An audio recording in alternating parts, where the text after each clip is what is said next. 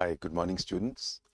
In my previous lecture on introductory lectures on CRPC, we had started the criminal justice system. We first saw the development of CRPC, how the 1898 code into being after the 1882 code, and then how 1973 code came up after the recommendations of the 41st report of the Law Commission as well as the 154th report of the Law Commission. We saw the biggest achievements of 1973 code. It completely segregated the powers between the executive and the judiciary. It brought in the new concept of victimology and also introduced certain aspects of maintenance and the preventive powers of the executive magistrate. The new code naturally was written keeping in view the ideals of our constitution, that the poor must also have an equal access to the criminal justice system. And in this context, the entire code, that is why it's called a code, it now covers the whole gamut of things. The most important aspect of a procedure is to give the relief. In cases of criminal law, the procedure in which the relief will be given in the form of a punishment. Now, since punishment is there, and punishment now ranges from death penalty to fine, naturally, a more elaborate procedure has to be given. Elaborate procedure मैं इसलिए कह रहा हूं क्योंकि अगर कहीं भी हमने नेचुरल जस्टिस को नजरअंदाज कर दिया तो एक्यूज के साथ बहुत नाइंसाफी हो सकती है. This is the reason why we have a very elaborate procedure. Throughout we are maintaining one golden aspect, and that is that of natural justice. पूरा का पूरा कोड इस तरह से लिखा गया है कि किसी के साथ अन्याय ना हो. No doubt in criminal law we start with the presumption of innocence of the accused. कोई शक नहीं है, ये jurisprudence का principle है. But nevertheless, notwithstanding the fact that we have a presumption of innocence for the accused, at the same time we have to write a balanced code. Victim के साथ भी कहीं अन्याय ना हो रहा हो. और इसीलिए मैंने जैसा कि बताया कि विक्टिमोलॉजी का नया कंसेप्ट इस सीआरपीसी में ऐड हुआ है. We started the criminal justice system in my previous lecture. Criminal justice system को मैं basically 3 पार्ट्स में डिवाइड करूंगा.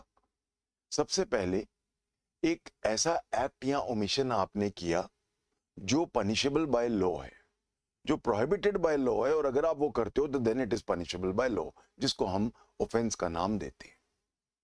आपने एक ऑफेंस किया, वो ऑफेंस अब पनिशेबल है. उस ऑफेंस की पनिशमेंट डिपेंड करेगा कैसा ऑफेंस है. डेथ पेनल्टी भी हो सकती है और फाइन भी हो सकता है, पर ऑफेंस में पनिशमेंट जरूर मिलती है. कम हो सकती है या ज्यादा से ज्यादा भी हो सकती है, बट मिलेगी जरूर. ये एक ऐसा प्रसाद है जो मिलेगा ही मिलेगा अगर प्रूव हो गया कि आपने ऑफेंस किया है. जो पहला पार्ट था क्रिमिनल जस्टिस सिस्टम का, वो मेरे खिलाफ एक ऑफेंस हुआ. सबसे पहला क्वेश्चन उठता है कि वो ऑफेंस कैसा है. इसीलिए वो ऑफेंस कैसा है, हर ऑफेंस के साथ आईपीसी में उसका क्लासिफिकेशन ऑफ ऑफेंस दिया गया है. क्लासिफिकेशन ऑफ ऑफेंस में क्या होगा, ये ऑफेंस पहला कॉग्निजेबल है कि नॉन कॉग्निजेबल है. कॉग्निजेबल नॉन कॉग्निजेबल क्या होते हैं हम आएंगे, जब डेफिनेशंस में आएंगे तो डिटेल में पढ़ेंगे. तो पहले ये देखेंगे कि कॉग्निजेबल है कि नॉन कॉग्निजेबल है. अगर वो कॉग्निजेबल है तभी उसकी एफआईआर दर्ज हो सकती है. अगर वो नॉन कॉग्निजेबल है तो फिर वो कंप्लेंट केस में जाएगा. कंप्लेंट केस क्या होता है, जहां विक्टिम डायरेक्टली कोर्ट में मैजिस्ट्रेट के पास जाता है और अपनी फरियाद लिख के देता है, और अब डायरेक्टली मैजिस्ट्रेट उसकी इंक्वायरी शुरू करता है. 2 वर्ड्स यूज होते हैं, इंक्वायरी एंड इन्वेस्टिगेशन. सीआरपीसी में इन्वेस्टिगेशन वर्ड या तो पुलिस के साथ जुड़ा है या कोई भी नॉन जुडिशियल ऑफिसर अगर उसकी इन्वेस्टिगेशन कर रहा है, कोई पब्लिक आदमी भी कर रहा है, उसके साथ जुड़ा हुआ है। इंक्वायरी वर्ड सिर्फ और सिर्फ जुडिशियल मैजिस्ट्रेट के साथ या मैजिस्ट्रेट के साथ, I will say not only judicial magistrate, even जो एग्जीक्यूटिव मैजिस्ट्रेट करता है वो भी इंक्वायरी होती है। ये जो इंक्वायरी है ये आई वाली इंक्वायरी है। आई वाला इंक्वायरी, दो तरह की इंक्वायरी होती है, ई वाली इंक्वायरी और आई वाली इंक्वायरी। यहां पे होती है आई वाली इंक्वायरी। वो वाली इंक्वायरी का मतलब क्या होता है? इंक्वायर करना। ये वाली इंक्वायरी ये खास वर्ड है, तो इसीलिए पूरी सीआरपीसी में मैजिस्ट्रेट जो करता है वो हमेशा इंक्वायरी करता है। हम कभी ये वर्ड यूज नहीं करेंगे कि मैजिस्ट्रेट इन्वेस्टिगेट कर रहा है, या हम कभी ये वर्ड यूज नहीं करेंगे कि पुलिस वाला इंक्वायर कर रहा है। ना हमने देखा कि चलो पहला पॉइंट ये आ गया कि कॉग्निजेबल है कि नॉन कॉग्निजेबल है। दूसरा क्वेश्चन ये आ जाता है कि बेलेबल है कि नॉन बेलेबल है। तीसरा पॉइंट ये आ जाता है क्लासिफिकेशन में कि कौन सा कोर्ट इसको ट्राई करेगा। और चौथा पॉइंट आ जाता है कि ये कंपाउंडेबल है कि नहीं है। ये चार चीजें होती हैं। जितना सीरियस केस उतना नॉन बेलेबल होगा, जितना सीरियस केस वो कॉग्निजेबल होगा, जितना सीरियस केस वो हायर कोर्ट में जाएगा, और अगर छोटे केसेस हैं, बेसिकली रॉन्ग्स हैं, जिनको हमने एलिवेट कर दिया है ऑफेंस के लेवल पे, उनको हम कंपाउंड कर सकते हैं section 320 CrPC. Compounding is something like compensation. तो naturally as a general rule we don't have a system of blood money in Indian law. तो बेसिकली अगर हम कंपाउंडिंग का मामला माने तो सिर्फ वही ऑफेंसेस कंपाउंड किए जा सकते हैं जो सेक्शन 320 सीआरपीसी में दिए गए। ये क्लासिफिकेशन के मुताबिक अब हम जाते हैं कि कहां जाए। अगर हम चले गए पहले एफआईआर में, यानी पुलिस के पास, तो विक्टिम को क्या करना है? बस एक थाने में जाना है और officer in charge of the police station को, या जो भी उसने डिप्यूट किया हुआ है, उस आदमी के सामने अपनी जो भी राम कहानी है वो बतानी है। जो उसके साथ हुआ है, कैसे उसके साथ हुआ है, कौन कौन मौके पे थे, डिटेल्ड सारा एज अर्ली एज पॉसिबल देना है। क्यों? ताकि झूठ ना बोले। ये जो उसकी राम कहानी है उसको हम कहते हैं FIR, first information report. Interesting बात यह है कि एफआईआर वर्ड जो एफआईआर से डील करता है सेक्शन 154 उसमें नहीं लिखा हुआ। बाद में हम देखेंगे जाके कि जब हम कागज दे रहे होते हैं तो वहां पे एफआईआर वर्ड यूज्ड है। एक्यूज को बाद में जाने, कोर्ट में जाने से पहले सारे कागज देने होते हैं सेक्शन 207 में। उसमें first information report under section 154 लिखा हुआ है। पुलिस का काम क्या है और पुलिस के पास क्यों गए? पुलिस कौन है? स्टेट का एक अंग है। It is a specialised arm of the state which will deal with investigation, collecting of evidence. Victim के बिहाफ पे पुलिस क्यों कर रही है, स्टेट क्यों कर रहा है? क्योंकि अनलाइक सिविल लॉ, जहां पे infringement of a civil right only pertains to an individual versus individual, यहां पे जो ऑफेंसेस होते हैं वो पब्लिक के लिए घातक होते हैं। एक ऑफेंस जो होता है वो सिर्फ विक्टिम के खिलाफ नहीं होता, वो स्टेट के खिलाफ होता है, वो सारी पब्लिक के खिलाफ होता है। इसीलिए पार्टी स्टेट बन जाती है। इसलिए हम कहते हैं ना स्टेट वर्सेस स्वंस। तो जब अब स्टेट ही पार्टी बन गई तो स्टेट ही अपने आप अब इन्वेस्टिगेट करेगी, स्टेट ही इसको रिप्रेजेंट करेगी, स्टेट इसका केस लड़ेगी ट्रायल में, और एंड में स्टेट ही उसको रिफॉर्म करेगी। पूरा काम स्टेट का है। Police represents the state. तो जिसके साथ, जो विक्टिम के साथ कोई ऑफेंस हुआ, वो सीधा पुलिस के पास गया, अपनी एफआईआर दर्ज कराई और अब पुलिस का काम क्या है?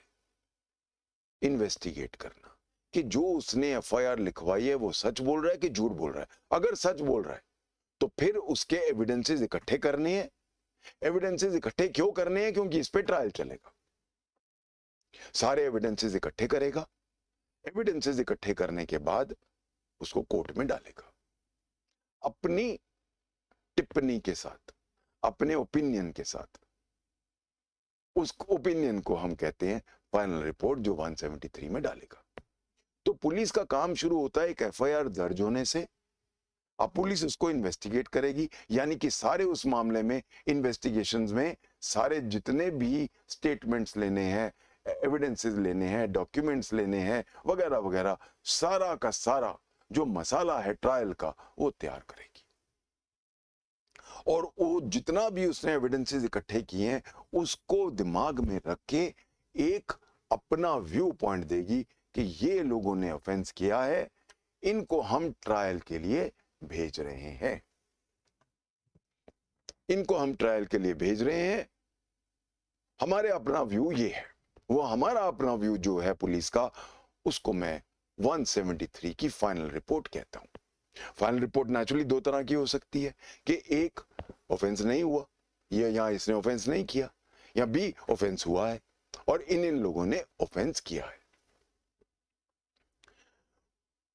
176 में सारा इन्वेस्टिगेशन का चैप्टर खत्म हो जाता है। इन्वेस्टिगेशन का एंड हो जाता है 173 में। यहां पे आके मोर और लेस पुलिस का काम खत्म हो जाता है।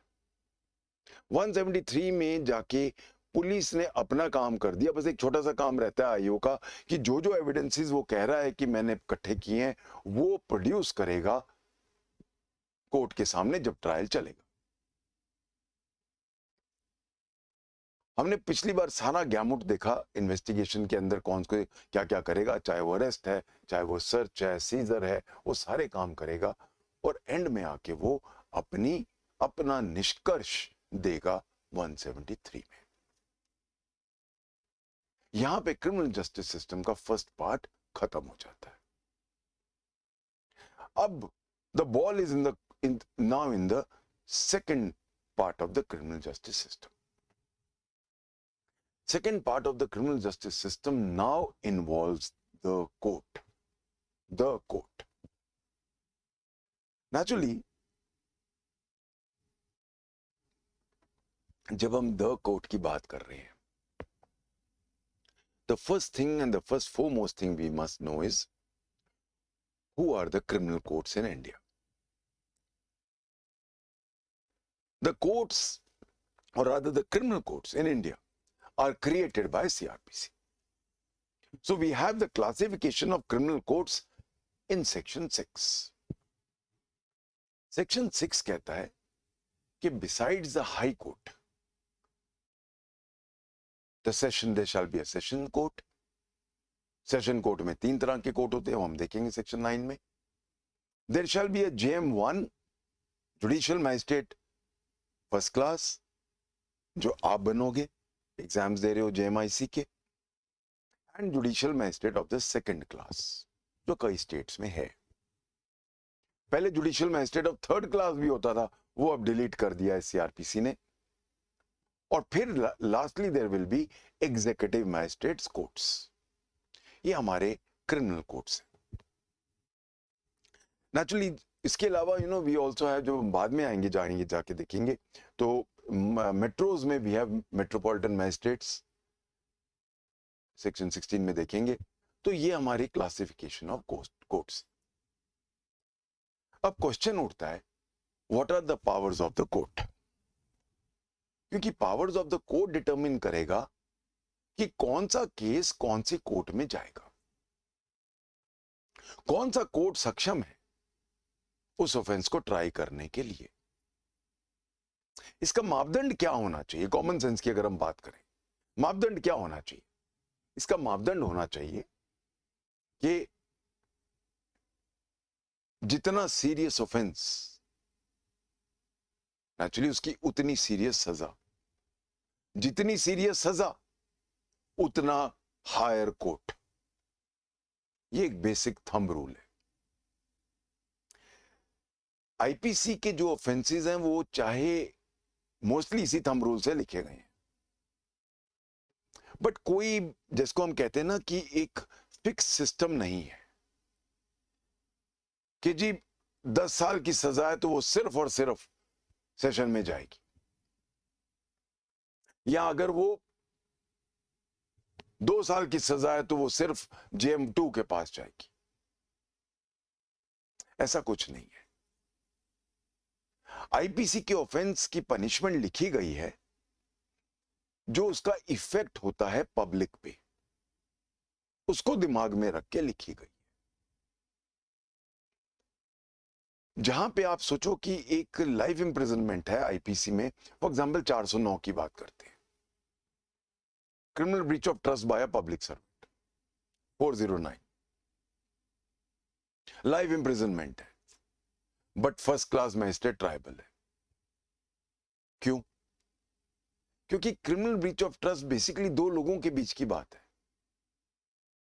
या अगर आप आ जाओ forgery of a valuable security, section 467 IPC, उसमें क्या है? लाइफ इंप्रिजनमेंट है, पर ट्राई कौन कर रहा है? First class magistrate. क्यों? फोर्जरी किन को डील करता है? दो लोगों को। फोर्जरी कायदे से एक रॉन्ग था जिसको हमने एलिवेट करके एक ऑफेंस बना दिया। तो प्लीज रिमेंबर, इसीलिए आईपीसी के अंदर जितने भी ऑफेंसेस हैं, हर ऑफेंस की अलग क्लासिफिकेशन दी गई है, जिसको हम कहते हैं ना कि बाटा रेट दे दिया, एक यूनिफॉर्म रेट दे दिया, इतना है तो इतने ये कोर्ट में जाएगा, इतना है तो इतने कोर्ट में जाएगा। आईपीसी में ऐसा नहीं है। उसका रीजन क्या है? हर सेक्शन को अलग तरीके से डील किया गया है। हर सेक्शन का हमने देखा है कि उसका असर पब्लिक पे क्या होगा, कितना सीरियस ऑफेंस है, उसके मुताबिक हमने सेक्शन वाइज, ऑफेंस वाइज उसका कोड अलग लिखा हुआ है।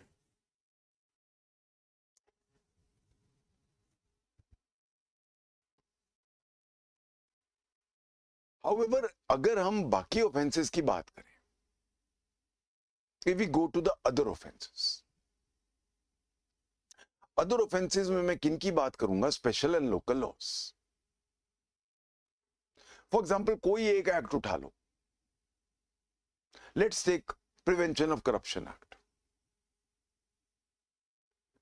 7 साल की सजा उसमें।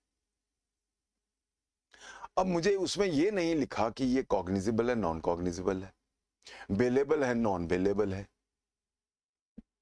कौन से कोर्ट में जाएगा। या ऐसे बहुत सारे हमारे लोकल स्पेशल एक्ट्स हैं जिनके अंदर नहीं लिखा ये कौन से कोर्ट में जाएगा। Will it go to session court? Will it go to magistrate 1? Will it go to any other magistrate? Is it bailable? Is it non-cognizable? Cognizable? उनके लिए हमारे पास आंसर है सीआरपीसी। सीआरपीसी का शेड्यूल 1 है। शेड्यूल 1 के 2 parts हैं। Schedule 1 का पहला पार्ट सिर्फ आईपीसी के ऑफेंसेस, 511 ऑफेंसेस को डील करता है, और 511 के 511 सेक्शंस को classify section wise, offence wise किया गया है। अगर आप शेड्यूल 1 खोलो, इसका पहला पार्ट सिर्फ और सिर्फ आईपीसी पे डील करता है। हर अलग ऑफेंस का अलग क्लासिफिकेशन है। क्यों? मैंने आपको अभी बताया था। बट जहां तक सवाल है लोकल ऑफेंसेस का, स्पेशल ऑफेंसेस का, उनके लिए हमने एक यूनिफॉर्म पॉलिसी दी है। कहां दी है? शेड्यूल 1 का part 2, part B. Let's go to, एक बार खोलिए शेड्यूल 1, खोलिए सीआरपीसी का। If you go to CrPC schedule 1, schedule 1 जो है वो सारा आईपीसी का है। आईपीसी के बाद आप देखिए रोमन 2 लिखा हुआ है, classification of offences against other laws. Other laws देखते हैं क्या है ये। If an offence is punishable with death, imprisonment for life और imprisonment for more than 7 years. Death हो, लाइफ के लिए हो या 7 साल से ज्यादा हो, तो वो सारे ऑफेंसेस कॉग्निजेबल हैं, वो सारे ऑफेंसेस नॉन बेलेबल हैं, वो सारे ऑफेंसेस सेशन कोर्ट ट्रायबल हैं. So please remember, if an offense which is covered by special or local laws is punishable with death, life imprisonment, or imprisonment for more than 7 years, then it is always a cognizable offense, it is a non-bailable offense, and it is triable by a court of session. Second पे आते हैं. If punishable with imprisonment for 3 years and upwards, but not more than 7 years. 3 साल से लेकर 7 साल तक की अगर पनिशमेंट है कोई भी स्पेशल लॉ में, तो वो कॉग्निजिबल है, वो नॉन बेलेबल है, पर अब वो JMIC फर्स्ट क्लास मैजिस्ट्रेट द्वारा ट्रायबल है. और तीसरे पे आइए. If the punishment is imprisonment for less than 3 years. 3 years कहां जाएगा? सेकंड वाले में, फर्स्ट क्लास मैजिस्ट्रेट में. 3 साल से कम और विथ फाइन ओनली या सिर्फ फाइन, वो नॉन कॉग्निजिबल है, अब बेलेबल है, और अब वो एनी मैजिस्ट्रेट ट्राई कर सकता है. यानी कि अब JM सेकंड क्लास भी इसको ट्राई कर सकता है. ये वाला क्लासिफिकेशन बहुत इंपॉर्टेंट है, बहुत बार तीनों फोरम्स में पूछा गया है, ध्यान रखना है इसको.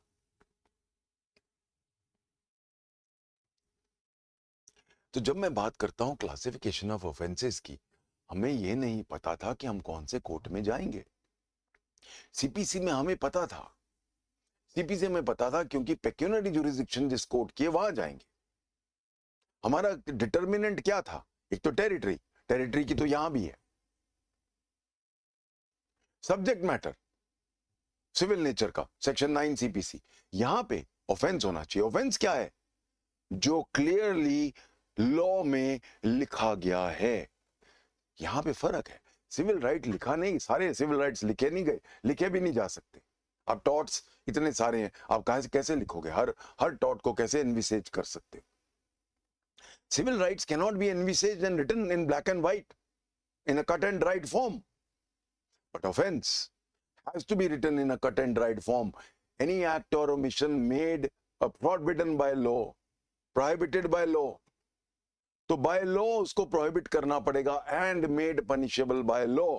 इसीलिए यहां एक मेजर फर्क आ जाता है हमारा CPC और CRPC का, कि CRPC में हमें पता है एग्जैक्टली बाय लॉ कि कौन सा एक्ट या ओमिशन अगर हम करेंगे तो वो ऑफेंस है.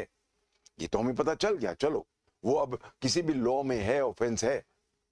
पर अब क्वेश्चन ये उठता है, क्या वो बेलेबल है? क्या वो नॉन कॉग्निजिबल है? कौन से कोर्ट में जाना है? IPC में हर सेक्शन के साथ लिखा हुआ है.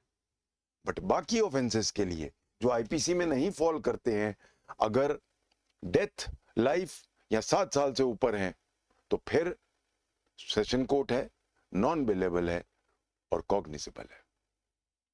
अगर 3 से 7 तक हैं तो फिर फर्स्ट क्लास मैजिस्ट्रेट ट्रायबल है, नॉन बेलेबल है और कॉग्निजिबल है.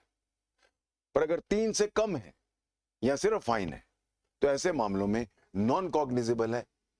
नॉन कॉग्निजिबल का मतलब क्या हो गया? अब ये सिर्फ कंप्लेंट केस बनेगी, इसकी FIR दर्ज नहीं हो सकती. नॉन कॉग्निजिबल केसेस की FIR दर्ज नहीं हो सकती. नॉन कॉग्निजिबल है और अब ये बेलेबल है. बाकी दोनों नॉन बेलेबल थे, ये बेलेबल है.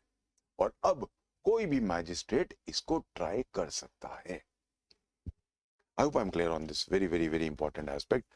सबको क्लियर रहना चाहिए. जब हम बात करते हैं, अब नेचुरली हमें पता चल गया जी ये मामला बेलेबल है, ये मामला नॉन कॉग्निजिबल है या कॉग्निजिबल है, या हमें ये भी पता चल गया कि हमें किस कोर्ट में जाना है. अब नेक्स्ट क्वेश्चन ये उठता है,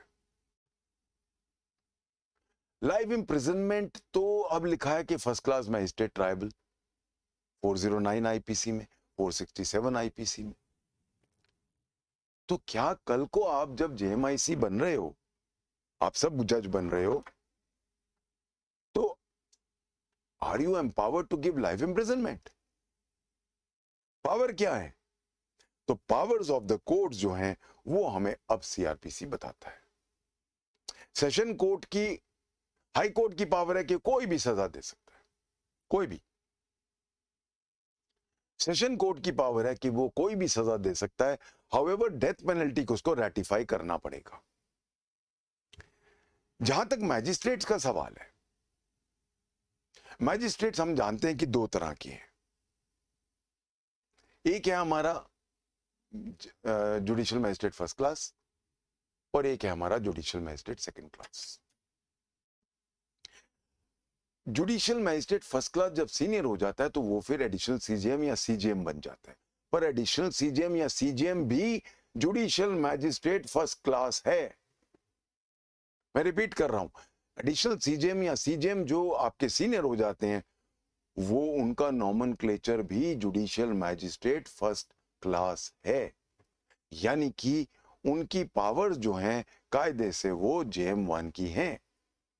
इसका मतलब एक और चीज हो गई कि जेएम1 जो आप कल बन रहे हो और आपके ऊपर जो आपका बॉस होगा सीजीएम, वो आपके लिए जुडिशियली पावर सेम रखता है, कोई फर्क नहीं है। एक फर्क है, पनिशमेंट की पावर हम ज्यादा दे रहे हैं। इसीलिए जेएमआईसी की जो मैक्सिमम पावर है वो है 3 इयर्स की पनिशमेंट, इंप्रिजनमेंट। तो मैक्सिमम पावर उसकी फाइन की भी लिमिटेड है और उसकी मैक्सिमम सजा वो दे सकता है 3 साल। जेएम2 की अगर हम बात करें तो उसकी और भी कम है फाइन की लिमिटेड पावर, और उसकी सजा मैक्सिमम वो दे सकता है 1 साल। तो कल को जब आप जेएमआईसी बनोगे, आप मैक्सिमम आप सजा दे सकते हो 3 साल। ट्राई हम आपसे क्या करा रहे हैं? 409, 467 लाइफ इंप्रिजनमेंट। आप कहोगे सर ये क्या है, पावर तो हमें दे रहा है 3 साल। सेक्शन 29 में जब हम आएंगे देखेंगे आपकी पावर 3 साल है। और सर ट्राई हमसे आप करा रहे हो लाइफ इंप्रिजनमेंट। इसीलिए हम क्या कर रहे हैं कि आपके जो सीजेएम है उनकी वो है तो जेएमआईसी है, तो वो JM first class, no doubt. उनकी जो पावर्स हैं वो जुडिशियल का फर्स्ट क्लास मैजिस्ट्रेट की हैं, यानी कि वो आपके जुडिशियल सुपीरियर नहीं है, वो आपके एग्जीक्यूटिव सुपीरियर है। 2 रोल होते हैं एक जज के, एक तो मेरा जुडिशियल जो मैं जज एज अ जज देता हूं, पर मैं आपका एडमिनिस्ट्रेटिव सुपीरियर भी हूं। आपकी छुट्टी कौन देगा वगैरह वगैरह वो मैं डिसाइड करता हूं। तो इसीलिए please remember there are 2 roles, एक एग्जीक्यूटिव और एक जुडिशियल। तो जुडिशियली मैं आपका सुपीरियर नहीं हूं। इसका मतलब क्या हो गया कि मेरी अपील एज जेएमआईसी सीजेएम के पास नहीं जाएगी। बट एक पावर मैं ज्यादा दे रहा हूं। वो क्या पावर दे रहा हूं? पनिशमेंट की पावर मैं सीजेएम को 7 साल की दे रहा हूं। वो जेएम1 फर्स्ट क्लास, पर हम उसकी पावर दे रहे हैं उसको 7 साल की। क्यों? कल को आप कोई केस ट्राई कर रहे हो, उसमें सपोज 7 साल की है, 10 साल की सजा है, आपकी पावर है सिर्फ 3 साल। ट्राई करते वक्त आपको लगा ये तो बहुत ही धूर्त आदमी है, ये तो बहुत ही खराब आदमी है, ये अक्यूज को तो और सजा मिलनी चाहिए, ये तो बार बार सपोज एनहांसमेंट ऑफ सेंटेंस आ गया 75 आईपीसी में। अब आप क्या करोगे? आपकी पावर तो 3 साल है, वो आपको कहेगा अक्यूज आपकी पावर तो 3 साल है, दे दे, मैक्सिमम देनी है तो 3 साल में काटाऊंगा। इसीलिए हमारे पास एक प्रोविजन है सीआरपीसी में सेक्शन 325 में। हम क्या करेंगे? जेएमआईसी ने, फर्स्ट क्लास मैजिस्ट्रेट ने अपना ट्रायल कर लिया। ट्रायल करने के बाद फर्स्ट क्लास मैजिस्ट्रेट को लगा कि सजा कम है, मैं नहीं दे पा रहा हूं, 3 साल इसके लिए बहुत कम है, इसको तो 7 साल मिलनी चाहिए। तो अब वो क्या करेगा, अब अपना सजा नहीं देगा, ये एक बार सजा दे दी तो फिर डबल चौपाटी आ जाएगा। अब वो ऐसे ही सजा देने से पहले एज इट इज केस भेज देगा सीजेएम को सेक्शन 325 में कि सर मैंने पूरा ट्रायल कर लिया है, आप सजा मुझे लगता है कि 7 साल देनी चाहिए, आपकी सजा 7 साल की है और आपकी फाइन की पावर तो अनलिमिटेड है, मेरी तो फिर भी लिमिटेड है 10,000 तक, तो सर आपके पास भेज रहा हूं, आप इसको फाइन भी अनलिमिटेड कर दो और इसको सजा भी ज्यादा दे दो। ये नहीं कि आप उसको ऑर्डर दोगे, ही इज योर बॉस, आप उसको लिखोगे कि सर मेरे अपने हम्बल ओपिनियन में इतनी इसकी जरूरत है, अब आप देखो। अब सीजेएम उसको नए सिरे से देखेगा, वो चाहे तो पूरा ट्रायल दोबारा कर ले, चाहे तो कुछ कर ले, और नहीं तो सीधा उसके ऊपर सजा ज्यादा दे दे अगर वो आपकी ट्रायल से इत्तेफाक रखता है। बट सीजेएम की पावर भी तो नहीं है लाइफ इम्प्रिजनमेंट की। 409 का केस है, 467 का केस है, फोर्जरी है, पूरे के पूरे उसने वैल्यूएबल सिक्योरिटीज की फोर्जरी कर ली। अब क्या करें? एक प्रोविजन है कि अब लाइफ इम्प्रिजनमेंट तो दे सकता है सिर्फ सेशन कोर्ट, तो इसीलिए हम ट्रायल के दौरान अगर हमें लगता है कि हमें तो इसको सजा मिलनी चाहिए लाइफ इम्प्रिजनमेंट की, तो ड्यूरिंग ट्रायल मैजिस्ट्रेट कमिट कर सकता है सेशन कोर्ट को कि सर मैंने ट्रायल किया है, साफ दिख रहा है कि ये मामला तो बहुत सीरियस है, इसको लाइफ इम्प्रिजनमेंट मिलनी चाहिए, मैं सक्षम नहीं हूं, हमारे सीजेएम भी सक्षम नहीं है, या सीजेएम के पास भेज दिया, सीजेएम अब आगे भेज देगा सेशन कोर्ट के पास कि सर इसको तो लाइफ इम्प्रिजनमेंट मिलनी चाहिए। इसके लिए हमारे पास प्रोविजन है सीआरपीसी में 323 सीआरपीसी, 323 सीआरपीसी। तो इसका मतलब ये हो गया कि अगर हम पावर्स ऑफ द कोर्ट की बात करें तो सबसे कम पावर है जेएम 2 के पास 1 साल, जेएम 1 के पास पावर है 3 साल, सीजेएम के पास पावर है 7 साल, सेशन कोर्ट की पूरी पावर है, बस डेथ पेनल्टी अगर देता है तो फिर रेटिफाई कराना पड़ेगा हाई कोर्ट से। हाई कोर्ट की फुल पावर है, कोई भी वो दे सकता है। जब मैं आऊंगा पावर्स ऑफ द कोर्ट, उनको हम सेक्शन वाइज देखेंगे, मैं एक ओवरव्यू दे रहा हूं सीआरपीसी का। नेचुरली अब एक क्वेश्चन उठता है कि हमारा टेरिटोरियल जुरिस्डिक्शन क्या है, मैं कहां जाऊं? हमने सीपीसी में सेक्शन 1 में कहा था ना मैं कहां जाऊं, तो यहां पे भी मैं कहां जाऊं? तो टेरिटोरियल जुरिस्डिक्शन जहां पे ऑफेंस होता है, या फिर अगर कंटिन्यूइंग ऑफेंस वगैरह है, उसके लिए हमारे पास पूरे प्रोविजंस हैं सेक्शन 177 से 189, जहां पे ऑफेंस होता जा रहा है, कंटिन्यूअस ऑफेंस है वगैरह वगैरह, वो हम पूरा का पूरा टेरिटोरियल जुरिस्डिक्शन हम मैं कहां जाऊं 177 से 189 हम देखते हैं। एक बार हमें क्लियर हो गया कि कोर्ट कौन से हैं, कोर्ट्स की पावर्स क्या हैं, नेचुरली अब उनकी सजाएं होंगी। सजा जो है डेथ पेनल्टी है, इंप्रिजनमेंट्स है। सजाएं कौन सी हैं वो हम आईपीसी में पढ़ चुके हैं, मैंने आपको डिटेल में पढ़ाया। एक सजा है जो सीआरपीसी इंट्रोड्यूस करता है, कायदे से वो सजा भी नहीं कहूंगा उसको क्योंकि जब हम उसकी टर्मिनोलॉजी पढ़ेंगे, एडमोनिशन है जो हम बाद में देखेंगे सेक्शन 360 में।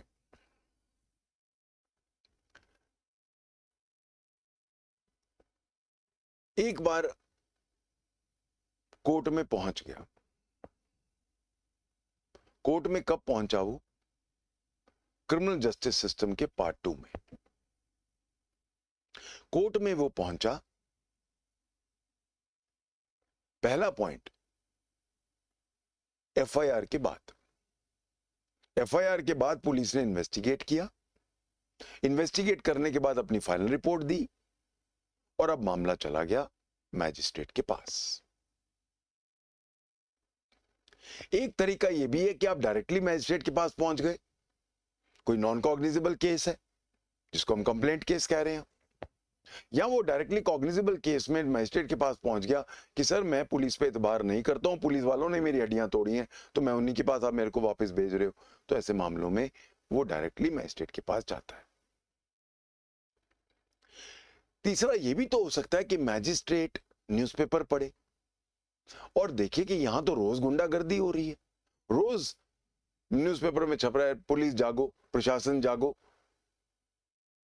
प्रशासन सो रहा है, या रोज इतने ऑफेंस हो रहे हैं, या ये गुंडा है वो रोज ऐसे ऑफेंसेस कर रहा है, पुलिस चुप है, एसएचओ का बेटा है, वगैरह वगैरह। तो एक मैजिस्ट्रेट अब मूक दर्शक थोड़ा ना बना रहेगा, म्यूट स्पेक्टेटर थोड़ा ना बना रहेगा। तो सीआरपीसी एक पावर देता है मैजिस्ट्रेट को कि वो सो मोटो कॉग्निजेंस ले सकता है कि ये ऑफेंसेस हो रहे हैं, मैं डायरेक्ट कॉग्निजेंस डायरेक्टली ले रहा हूं। तो कायदे से मैजिस्ट्रेट अपना जुडिशियस माइंड 3 सरकमस्टांसेस हैं जहां यूज कर सकता है पहली बार, यानी कोर्ट पिक्चर में आता है पहली बार 3 सरकमस्टांसेस में। पहला सरकमस्टांस, पुलिस ने अपनी एफआईआर के बाद अपना डिटेल्ड एनालिसिस दे दिया फाइनल रिपोर्ट में, अब मैजिस्ट्रेट उसको पढ़ के अब दिमाग लगाता है कि सही है कि नहीं है। दूसरा, जहां पे कोई डायरेक्टली मैजिस्ट्रेट के पास आ गया कंप्लेंट केस में, जिसको हम इस्तगासा कहते हैं। और तीसरा, मैजिस्ट्रेट ने सुओ मोटो इस चीज को दिमाग में ले लिया, इसका उसने संज्ञान ले लिया कि ये ऑफेंस हुआ है और इसको हमने ट्राई करना है। ये तीनों जो वो संज्ञान ले रहा है, ये तीनों जो वो अब अपना जुडिशियस माइंड पहली बार यूज कर रहा है, उसको हम कहते हैं टेकिंग कॉग्निजेंस। टेकिंग कॉग्निजेंस की अगर हम बात देखें, पहले क्या करेगा मैजिस्ट्रेट,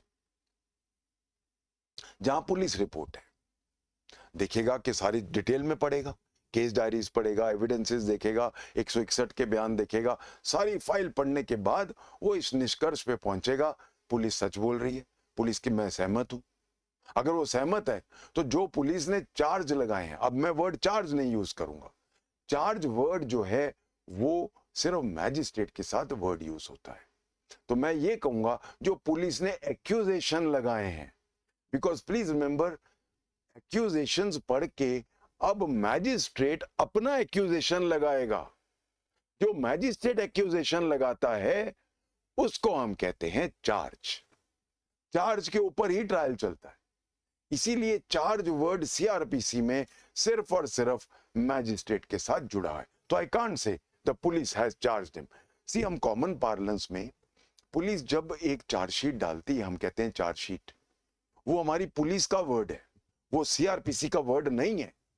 चार्ज वर्ड पुलिस के साथ तो जोड़ना ही नहीं है, दोनों एकदम जैसे हम कहेंगे ना दूध नींबू का रिश्ता है, वो हाल है, बिल्कुल नहीं लेना। तो इसीलिए हम हमेशा, इसीलिए 173 does not use the word chargesheet, it uses the word final report, बस।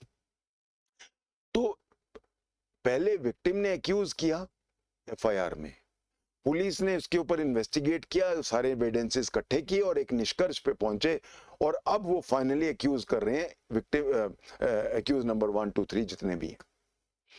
मैजिस्ट्रेट के पास अब गया, उसने पूरी फाइल का पूरा स्टडी डिटेल्ड अध्ययन किया, he has completely gone into details, और पूरा अध्ययन करने के बाद he has come to a conclusion कि हाँ, इस एक्यूज ने ऑफेंस मेरी नजर में किया है।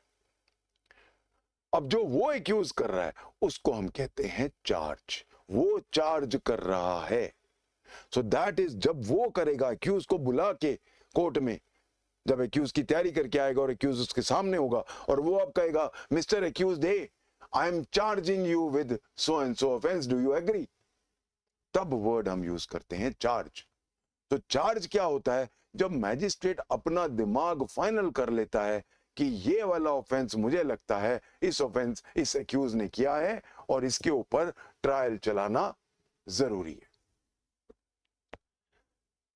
तो magistrate will take cognizance. Magistrate will take cognizance under section 190। अब क्या हुआ कि जब पुलिस रिपोर्ट आई, वो मर्डर का मामला था, रेप का मामला था, उसमें एक्यूज सही है कि नहीं ये सब देखना था। ऐसे मामलों में अब मैजिस्ट्रेट तो उसको ट्राई नहीं कर सकता, these are session triable cases, पर पहले छलनी तो देखे। आई टोल्ड यू ना, it has to go through a sieve, एक छलनी के अंदर से जाएगा। तो वो छलनी कौन है? मैजिस्ट्रेट। मैजिस्ट्रेट अब देखेगा कि ये मामला सेशन कोर्ट का है, तो वो क्या करेगा? एक्यूज को सारे कागज देगा, पूरी कॉपी देते हैं 161 की कॉपी, जो भी पुलिस इन्वेस्टिगेशन की, सिवाय case diary is not the document of the accused. क्या होती है केस डायरी, हम बाद में बात करेंगे, टेंशन मत लो। वो पूरी की पूरी फाइल की कॉपी एक्यूज को देगा 207 में। एक्यूज को देने के बाद अगर जरूरत पड़े तो एक्यूज को अरेस्ट भी करेगा। और अब इसको ऐसे के ऐसे ये सारा कागज का पुलिंदा कॉग्निजेंस लेने के बाद सेशन कोर्ट में भेज देगा। सेक्शन 209 में जब मैजिस्ट्रेट जो सेशन ट्राइबल केस है उसको छलनी के बाद, देखने के बाद कि हाँ ये सेशन कोर्ट ट्राइबल है, हाँ मैंने एक्यूज को सारे कागज दे दिए हैं, अब सीधा अब सीधा सेशन कोर्ट अपना ट्रायल शुरू करे। ये जो पूरी प्रोसेस है जब मैं उसको भेजता हूं, please remember, session court trial में मैं अपना दिमाग नहीं लगाऊंगा कि ये किया या नहीं किया, इसमें एविडेंसेस हैं कि नहीं। मेरा एक काम होगा, प्राइमा फेशी ये एक सेशन कोर्ट ट्राइबल केस है, एविडेंसेस दिखा रहे हैं कि ये सेशन कोर्ट ट्राइबल है। मेरा काम है कि मैं एक्यूज को उसके कागज दूंगा 207 में, और अब मैं 209 सीआरपीसी में सारा का सारी फाइल, और एक्यूज अगर मैंने अरेस्ट किया है तो ऐसे के ऐसे लाल रिबन बांध के सेशन कोर्ट में भेज दूंगा।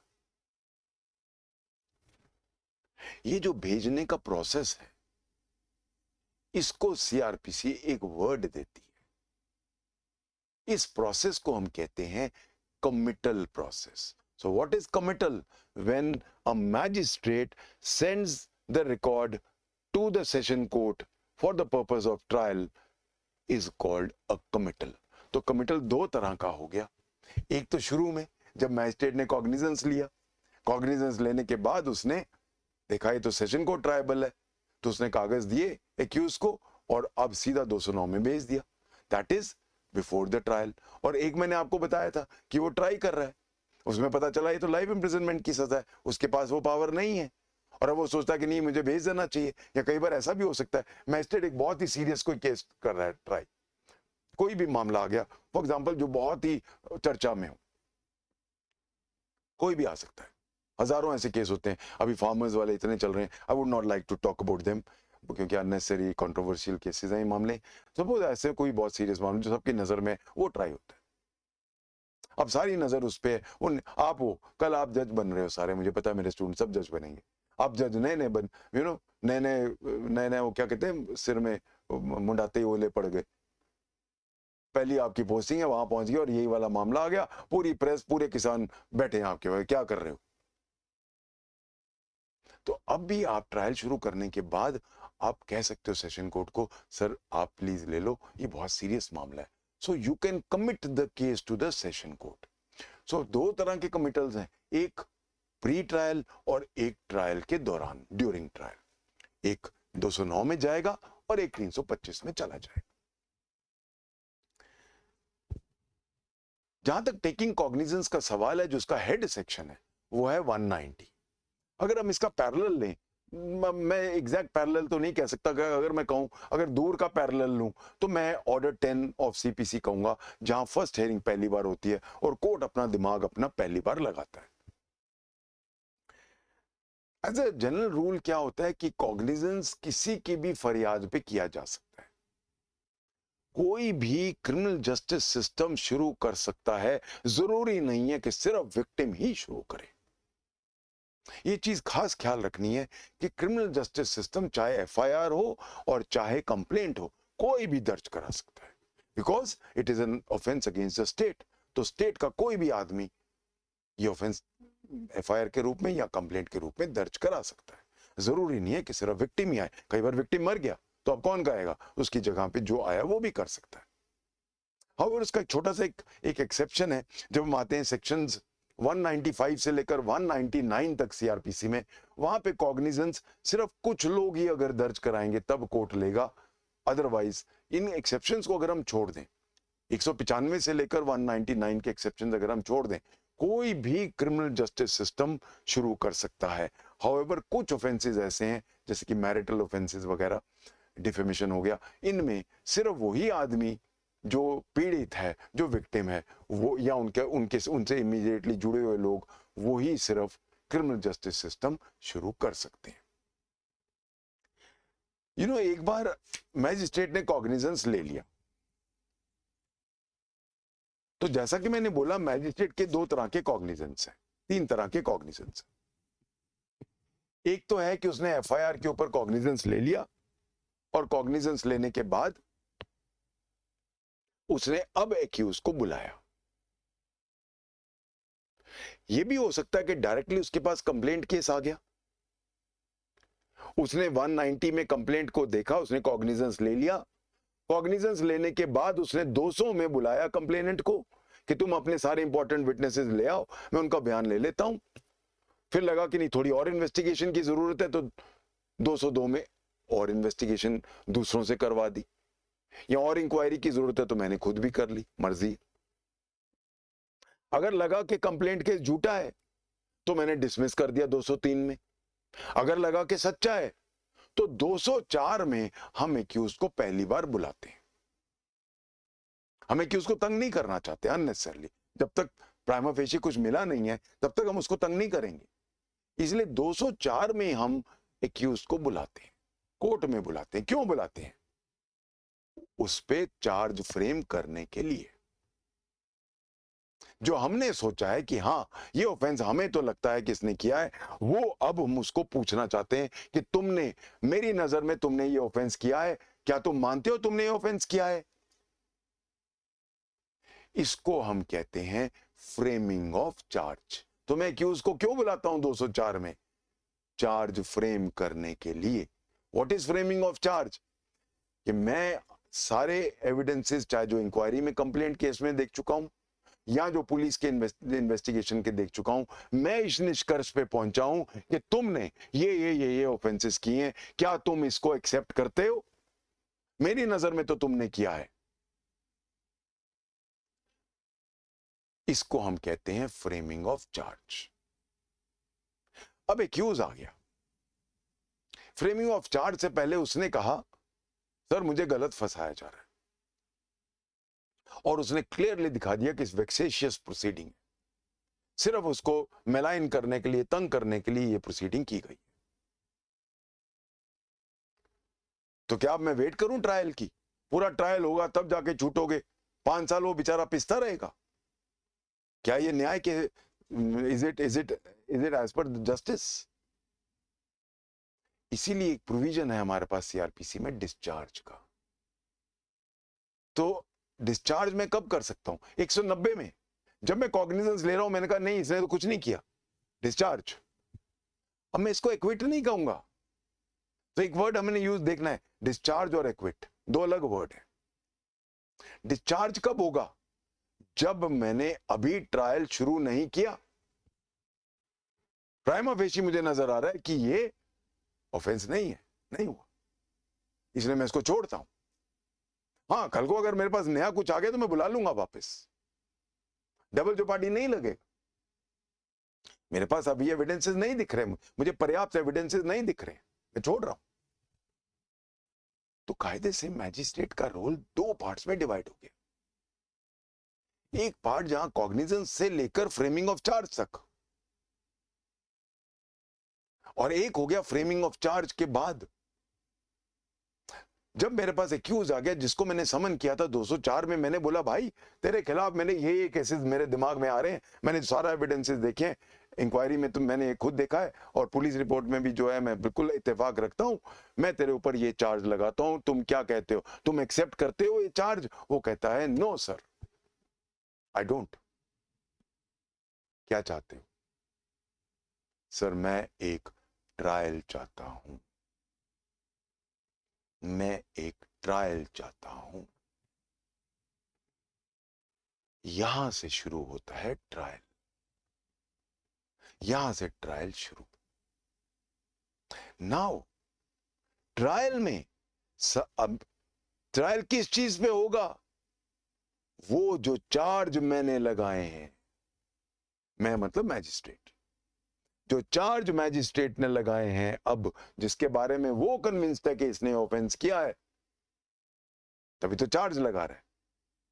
अपना जुडिशियस माइंड यूज करने के बाद, अपना जुडिशियल माइंड यूज करने के बाद वो जिस निष्कर्ष पे पहुंचा था, वो ही अब उस पे चार्ज है। अब उसको बोलेगा this is the charge. Accused कहेगा sir I do not agree, what do you want? I want a trial. Fine, let the trial begin. यहां से शुरुआत होती है ट्रायल की। ट्रायल क्या होता है? When the accused is in the dock, the prosecutor is in his place and the defense is in his place and the presiding officer is in his place. Then the trial begins. दो parts हैं, pre trial and trial. Pre trial में मुझे लगता है कि accused innocent है तो मैंने उसको छोड़ दिया, उसको हम कहते हैं डिस्चार्ज।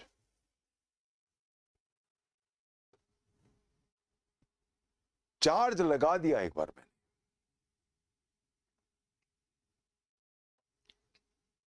एक बार आया put up a charge. Now पूरा ट्रायल चार्ज पे होगा, जो मैंने चार्ज लगा दिया वही चार्ज होगा।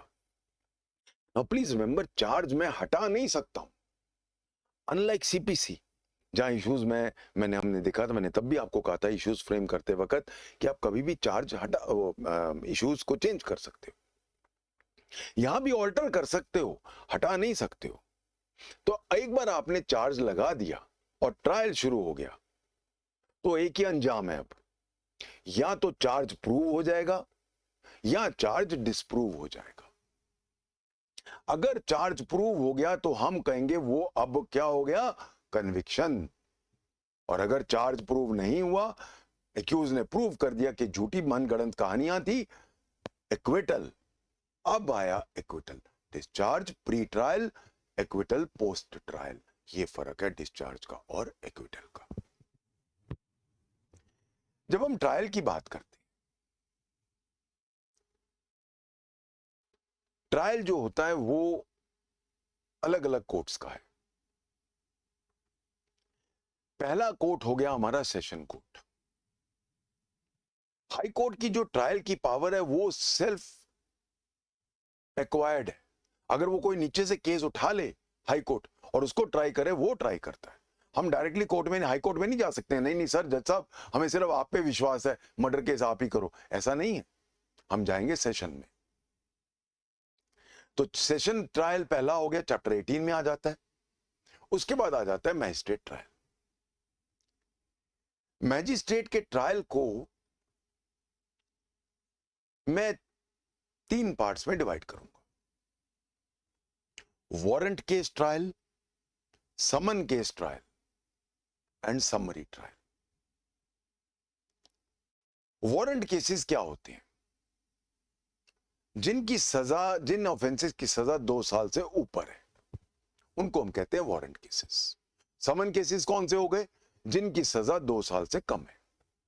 तो नेचुरली जिनकी सजा, जितनी ज्यादा सजा उतना इलेबोरेट ट्रायल, इसीलिए सेशन कोर्ट का ट्रायल जो होता है सबसे इलेबोरेट होता है। मैजिस्ट्रेट का ट्रायल भी, जो वारंट केसेस ट्रायल है, वो उतना ही, काफी ऑलमोस्ट मिलता जुलता इलेबोरेट है, हल्का सा फर्क है। अब वारंट केस का जब हम बात करते हैं, यानी कि 2 साल से ऊपर की सजा, वारंट केस ट्रायल अब 2 तरह के हो गए।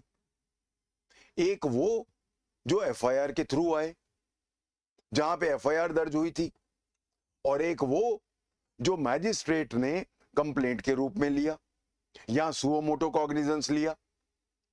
इसीलिए अब दोनों के प्रोसीजर अलग हैं। एक वारंट केस में जहां पुलिस के थ्रू आए हैं, जहां फाइनल रिपोर्ट के थ्रू आए हैं, वहां पे तो पूरा पुलिस ने इन्वेस्टिगेशन किया हुआ है, सारा कुछ मसाला तैयार करके दिया हुआ है आपको।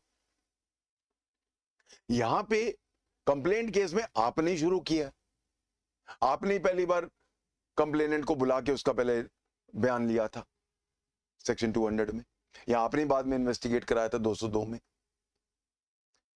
तो इसका प्रोसीजर अलग है। इसीलिए वारंट केसेस के जो ट्रायल हैं वो दो तरह के हैं। एक वारंट केसेस जो पुलिस रिपोर्ट पे इंस्टीट्यूटेड है, जो एफआईआर के थ्रू आए हैं, और एक वो जो कंप्लेंट के, जो अदर देन पुलिस रिपोर्ट है। तो दो तरह के हमारे ट्रायल्स हैं वारंट केसेस के। अब ये मैजिस्ट्रेट ट्रायल की बात है। समन केसेस पे जब हम आते हैं तो छोटे मामले हैं, 2 साल से कम पनिशमेंट है, तो उनका प्रोसीजर भी बहुत छोटा है as compare to the warrant cases trial. Summary trial, अगर समन केसेस बहुत ही छोटे हैं या उनका जो पेक्यूनरी वैल्यू है चोरी वगैरह की बहुत ही कम है, तो फिर प्रोसीजर और छोटा है और उसको हम समरी ट्रायल में लेते हैं। सी ऑलवेज रिमेंबर, मैंने जब आपको समरी ट्रायल करा रहा था सीपीसी का, मैंने तब भी आपको कहा था कि समरी ट्रायल का मतलब ये नहीं होता है कि हम जस्टिस को नजरअंदाज कर देते हैं। नहीं, हम सिर्फ प्रोसीजर को छोटा करते हैं, कहीं भी जस्टिस को अलग नहीं होने देते हैं, रिप्रेजेंटेशन पूरा होता है इसमें। अब ट्रायल में क्या होता है, अगर हम बात करें, सबसे पहले क्या होगा, फ्रेमिंग ऑफ चार्ज होगा। फ्रेमिंग ऑफ चार्ज के बाद अगर एक्यूज उसको एक्सेप्ट करता है तो वहीं उसका कन्विक्शन हो गया, वहीं उसको पनिशमेंट भी मिल गई, सेंटेंस हो गया। वो कहता है नहीं, तो फिर ट्रायल शुरू होता है। ट्रायल में क्या होता है, सबसे पहले प्रोसिक्यूशन शुरू करता है, अपने सारे प्रोसिक्यूशन एविडेंसेस लाता है। प्रोसिक्यूशन एविडेंसेस जो वो लाता है, एक्यूज उसको क्रॉस करता है, दूध का दूध पानी का पानी आना शुरू हो जाता है। जब प्रोसिक्यूशन एविडेंसेस खत्म होते हैं तो फिर कोर्ट डायरेक्टली बात करता है एक्यूज से कि भाई तुम्हारे खिलाफ ये प्रोसिक्यूशन एविडेंसेस आए हैं, ये सारे इंक्रिमिनेटिंग एविडेंसेस तुम्हारे खिलाफ हैं, तुम्हें इस पे क्या कहना है। पहली बार कोर्ट डायरेक्टली बात करता है एक्यूज से कि तुम्हें हम एक एक इंक्रिमिनेटिंग सर्कमस्टांस बता रहे हैं, तुम्हें अपनी सफाई में जो कहना है अभी मुझे बता दो, और मैं तुम्हें अंडर ओथ नहीं पूछ रहा हूं, क्योंकि अगर तुमने झूठ बोलना है तो बोलो, मैं इस बात पे तुम्हें पनिश नहीं करूंगा। इस स्टेटमेंट को हम कहते हैं 313 की स्टेटमेंट, 313 स्टेटमेंट, जहां एक्यूज को हम मौका देते हैं कि जो जो इंक्रिमिनेटिंग सर्कमस्टांसेस आए हैं प्रोसिक्यूशन में, वो हम आपको पूरा मौका दे रहे हैं कि उसको आप निगेट करो, आप उसका एक्सप्लेनेशन दे दो। एक्सप्लेनेशन देने के बाद अब अगर जरूरत पड़ती है तो एक्यूज का कहता है कि सर मैंने ये ऑफेंसेस नहीं किया और मैं अपने डिफेंस विटनेस ला सकता हूं। इसके बाद आ जाते हैं उसके डिफेंस विटनेसेस, दोनों के अपने आर्ग्यूमेंट्स होते हैं और फाइनली जजमेंट आ जाता है। जजमेंट के बाद sentence, hearing on sentence is a must, otherwise sentence is vitiated. Santa Singh का फेमस केस है।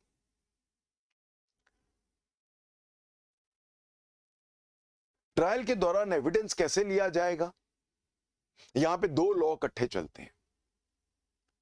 एक तो जो हमारा सेक्शन 23, सॉरी चैप्टर 23 है सीआरपीसी का, वो बताता है, और अब एक और लॉ एंट्री करता है इसके अंदर, इंडियन एविडेंस एक्ट, कि एविडेंस कैसे लिया जाएगा, ऑल द एस्पेक्ट। तो अब कायदे से दो एविडेंस के प्रोसीजर चलते हैं, एक जो स्पेसिफिकली क्रिमिनल लॉ का है जो चैप्टर 23 में है, और एक जो मुझे एविडेंस एक्ट पूरा देता है। तो यहां पे दोनों हैंड इन हैंड चलते हैं, बोथ द प्रोसीजर्स। ट्रायल खत्म हो गया, सेंटेंस हो गया। अब बहुत सारी चीजें जो जनरल प्रोविजंस हैं, हमारा एक बहुत ही इंपॉर्टेंट चैप्टर है सीआरपीसी का, chapter 24, dealing with general provisions, sections 300 से लेकर 327, all of them deal with general provisions. बहुत इंपॉर्टेंट है। एक्यूज का pardon, compounding of offences, PPs का रोल, 321 में डबल जोपार्डी नहीं होगा, withdrawal of cases by the PP, witnesses के एक्सपेंस, जो सारे जनरल प्रोविजंस होते हैं। इसलिए ये चैप्टर बहुत इंपॉर्टेंट है हमारे एग्जामिनेशन पॉइंट ऑफ व्यू से और सीआरपीसी समझने के व्यू पॉइंट से भी। अब ये भी हो सकता है कि जब ट्रायल चल रहा था तो कोई आदमी झूठ पे झूठ बोली जा रहा है, under oath, offences against the court कर रहा है, विटनेसेस नहीं आ रहे वगैरह वगैरह। तो इसीलिए ऑफेंसेस अगेंस्ट द कोर्ट के ऊपर हमारा एक पूरा चैप्टर है, चैप्टर 26, जहां पे 195 हम पढ़ेंगे इसके अंदर, read with this chapter section 340, 341, 342। पर ये तो बड़ा लंबा प्रोसीजर है, 7 साल की सजा है। अब आए दिन हम देखते हैं विटनेस नहीं आ रहा, झूठ बोल रहा है, तो अब इतने लंबे अगर हम प्रोसीजर चलाने लग पड़े, जो 195 सीआरपीसी में दिया गया है और जो 193 आईपीसी में पनिशेबल है 7-7 साल के, तो ये कितने सारे ट्रायल शुरू हो जाएंगे। एक काम करते हैं ना, एक हम समरी पावर दे देते हैं कोर्ट को, छोटी सजा, इमीडिएट, तुम इसको डिसाइड करो। ये तो कायदे से अगर मैं किसी पे कोई एक्यूजेशन लगा रहा हूं तो आई कांट ट्राई, जो एक्यूज कर रहा है वही थोड़ा ना, जो विक्टिम है वो थोड़ा ना ट्राई कर सकता है, तो वो और कोई कोर्ट करता है। सेक्शन 340 में हम देखेंगे ये चीज। तो अब हम क्या करते हैं, पावर दे देते हैं इसी कोर्ट को, छोटी सी सजा अलाउड है तुम्हें, तुम ही समरी प्रोसीजर कर दो क्योंकि तुम्हारे साथ ऑफेंस हुआ है। ये सारी powers, summary disposal of proceeding for false evidences, not producing documents, refusing to give evidence, witnesses not coming, ये सारे एक समरी प्रोसीजर्स में आउट कर देंगे। एक वही कोर्ट जो ट्राई कर रहा है वही उसमें सक्षम बना देते हैं हम इसी चैप्टर में। इसलिए चैप्टर 26 आपका बड़ा इंपॉर्टेंट चैप्टर है क्योंकि ये आपकी पावर्स है। कल को जब आप कोर्ट बनोगे तो कोर्ट के अंदर ये आपकी पावर्स बहुत इंपॉर्टेंट पावर्स है। अब जब जजमेंट आएगा हमारा,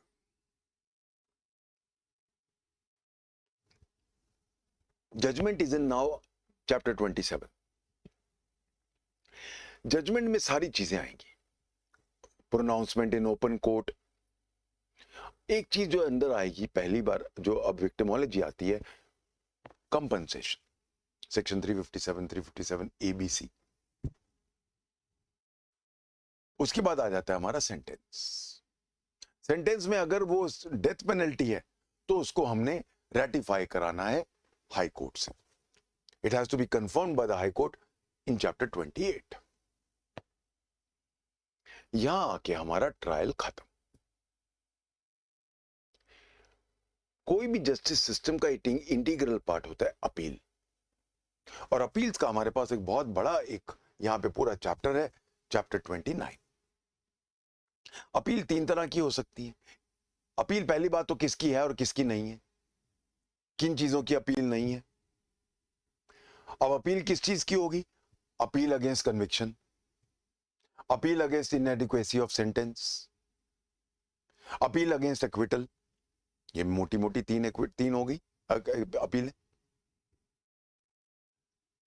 उस टाइम पे नेचुरली अगर कोई आदमी जेल में है तो उसका सस्पेंशन ऑफ सेंटेंस, या अगर वो पहले उसको बेल लगी हुई थी और हमने अब ट्रायल कोर्ट ने उसको सेंटेंस कर दिया, अब उसका सेंटेंस सेट असाइड करना पड़ेगा, नहीं तो वो जेल में रहेगा जब तक उसकी अपील चल रही है। तो वो सारा पॉइंट्स आएंगे इसमें। पावर्स क्या है, बहुत इंपॉर्टेंट है ये सेक्शन। तो पावर्स ऑफ एपेलेट कोर्ट क्या है, क्या क्या पावर्स हैं उनकी, वो हमने सीपीसी में भी देखा था। एंड फाइनली अगर कोई मर जाता है तो अबेटमेंट ऑफ अपील्स। ये पूरा चैप्टर हमारा 29 अपील से डील करता है। इसके अलावा अगर कोई कंफ्यूजन है लोअर कोर्ट को, उसने अपना माइंड क्लियर करना है तो रेफरेंस कर सकता है वो। और एक और पावर जो है, जो सिविल जस्टिस सिस्टम और क्रिमिनल जस्टिस सिस्टम दोनों में है, वो है पावर ऑफ रिवीजन। रिवीजन की जो पावर है वो दोनों सीपीसी और सीआरपीसी में किस पे बेस्ड है, जो जुडिशियल सुप्रीमेसी है हायर कोर्ट की, उस पे बेस्ड है। जहां क्लियरली नजर आ रहा हो कि there is a dereliction of justice, जहां क्लियरली नजर आ रहा हो that there has been a complete breakdown of justice. हमारी हायरार्की है कोर्ट्स में, हमारा कॉन्स्टिट्यूशन एक हायरार्किकल कोर्ट्स का स्ट्रक्चर देता है। हायरार्की में क्या होता है, अपर court is superior and it is superior to you not only administratively, executively but also judicially। तो जहां पे कोई भी आप ऐसा काम कर रहे हो जिससे किसी के राइट्स को ट्रैम्पल कर रहे हो या कहीं इनजस्टिस हो रहा है, तो कोर्ट अपने आप इसमें सुओ मोटो भी कॉग्निजेंस ले सकता है और रिवीजन के लिए रिवाइज कर सकता है, चाहे पार्टी के कहने पे करे चाहे खुद भी करे, ये एक पावर है। तो ये पावर्स हमारे पास सीपीसी में भी हैं और सीआरपीसी में भी हैं। ये हमारा चैप्टर 30 में आता है, रेफरेंस एंड रिवीजन की पावर्स। उसके बाद ट्रांसफर ऑफ केसेस, बहुत सारे ऐसे रीजंस होते हैं जहां हमें ट्रांसफर की जरूरत पड़ जाती है। तो ट्रांसफर ऑफ केसेस हमारे पास अगला चैप्टर आ जाता है 31, उसमें transfer of cases bye supreme court, transfer of cases by high court, transfer of cases bye sessions, transfer of cases even bye judicial magistrate 1।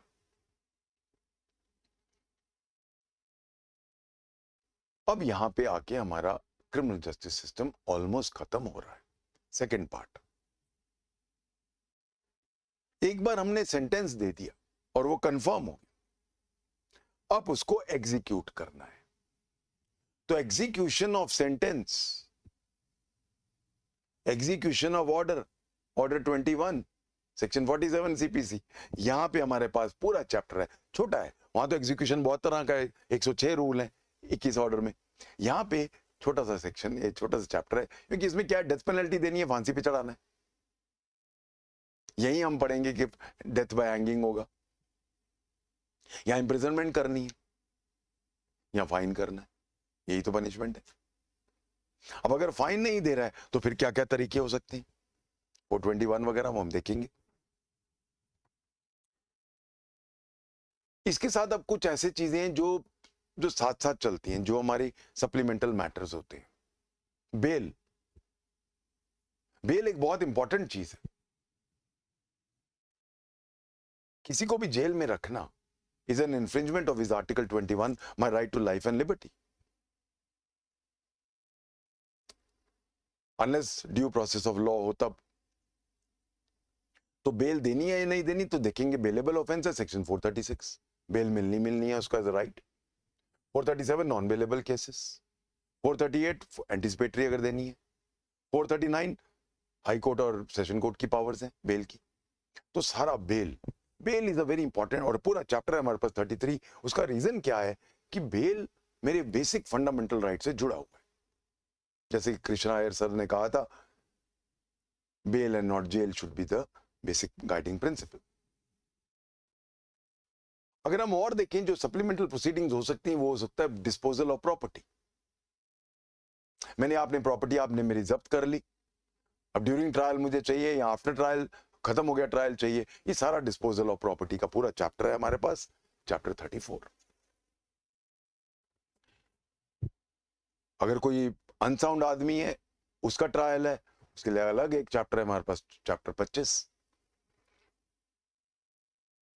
एक चीज और है कि एक पॉइंट आता है लिमिटेशन का।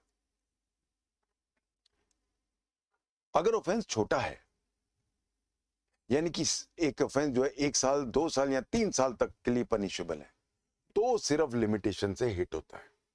So please remember one thing, an offense if it is only punishable up to 3 years, तो फिर उसका लिमिटेशन पीरियड हमें देता है सीआरपीसी।